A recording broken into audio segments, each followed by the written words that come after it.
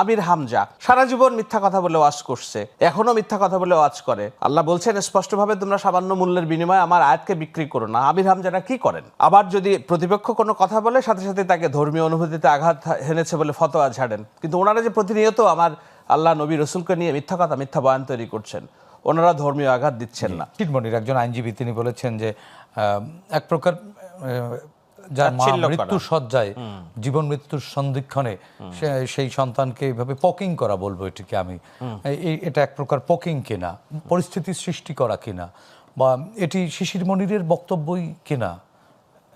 দেখুন, আমি অন্যভাবে রাশেদ খুব স্ট্রংলি বলেছে। জনাব শিশির মনির, উনি যে রাজনীতি করেন, উনি যে খুব ভালো বক্তা, কিংবা উনি যে জামাতের রাজনীতির একজন বড় মুখ, এটা 5 তারিখের আগে তো আমরা জানতাম না কেউ। একেবারে সাদামাটা লয়ার, গুপ্তভাবে ছিলেন আর কি, এখন সামনে এসেছেন।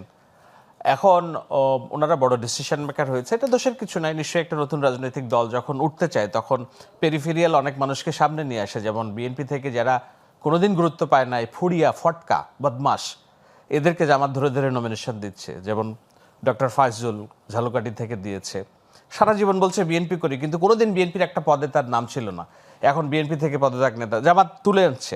বিএনপি যাকে চাঁদাবাজের অভিযোগে বহিষ্কার করছে, জামাত তাকে নেতা বানাচ্ছে।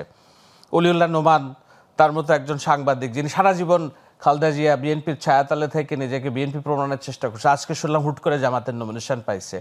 তো আমি এই নামগুলো খালি বলছি না। আমির হামজা সারা জীবন মিথ্যা কথা বলে ওয়াজ করছে, এখনো মিথ্যা কথা বলে ওয়াজ করে।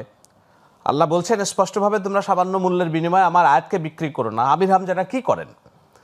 আবার যদি প্রতিপক্ষ কোনো কথা বলে সাথে সাথে তাকে ধর্মীয় অনুভূতিতে আঘাত হেনেছে বলে ফতোয়া ঝাড়েন। কিন্তু ওনারা যে প্রতিনিয়ত আমার আল্লাহ নবী রসুলকে নিয়ে মিথ্যা কথা, মিথ্যা বয়ান তৈরি করছেন, ওনারা ধর্মীয় আঘাত দিচ্ছেন না।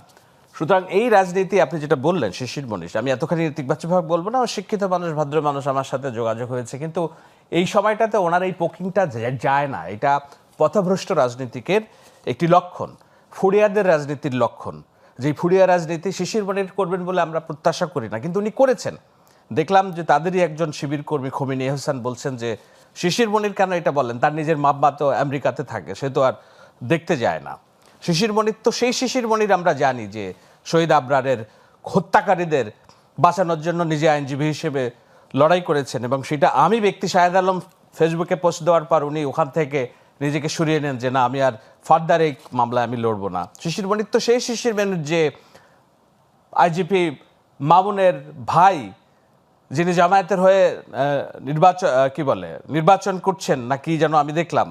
এই মামুন, আমাদের যে মামুনের যাকে সাজা কম দেওয়া হয়েছে, মানে Abdullah Mamun, just give and take, যে আমি আপনাকে কিছুর মধ্যে দিয়ে সাজা কম দিব, কিন্তু ওখানে যেন হচ্ছে যে আপনার যে ভাই আওয়ামী লীগের নমিনেশন করেছিল আওয়ামী লীগের হয়ে, ওই আসলে আমি দাঁড়াচ্ছি, আপনি আপনার পরিবারকে আওয়ামী লীগের ভোটগুলোকে আমার দিকে কনভার্ট করবেন।